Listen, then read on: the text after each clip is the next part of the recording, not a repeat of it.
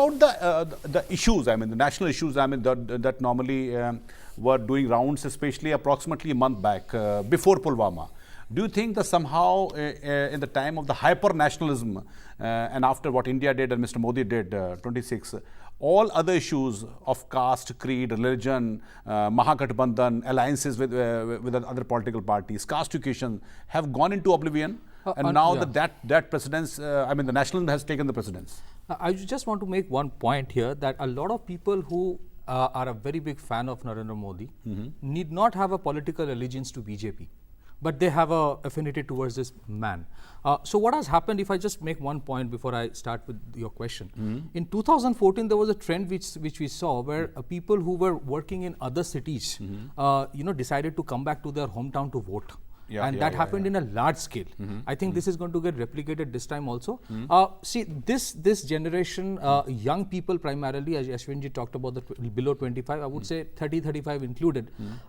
Again, they might not have a strong political allegiance, but they are very uncompromising when it comes to anybody criticizing the armed forces or questioning the integrity of the armed forces. I mean, when that surgical strike 2 happened, even before the news channels were talking about which bomb and all that, in the social media, everything was out. And the young people they knew exactly what a spice bomb is, what Israel does, where Israelis did an operation, comparative analysis, and they were far faster than many of us who used to come in the news channels and analyzing it. Sometimes I used to look into the social media to find out certain information. So, caste, creed, all these things, these are complex issues. No one can say that it will be completely done away with. But after the surgical strike, look, today, in India, the generation probably ahead of us, probably in the 50s, they would compare what their childhood was to what it is today. This generation, the millennials primarily, they will compare what's happening in other countries with what is happening here. And they take pride in one thing I've seen, that here is a country today who has started hitting back. We live in a complex geography where nobody can guarantee that no more terror attacks would happen. But the ability to hit back, this is something they have taken it very positively. Yes, and that has an impact. There is no sense of, we can also denial about that.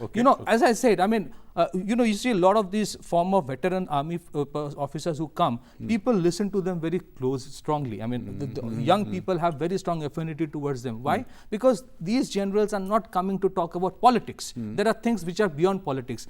I think where a little bit of mistakes were done by certain political parties, I don't know why they did it, questioning the surgical strike.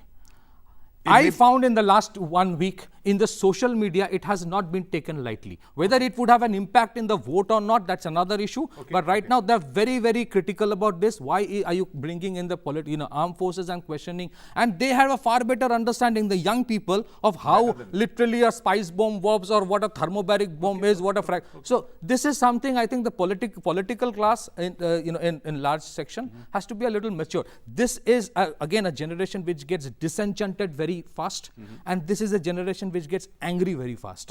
So right now, after the surgical strike, criticism, they did not take it lightly. This you have been going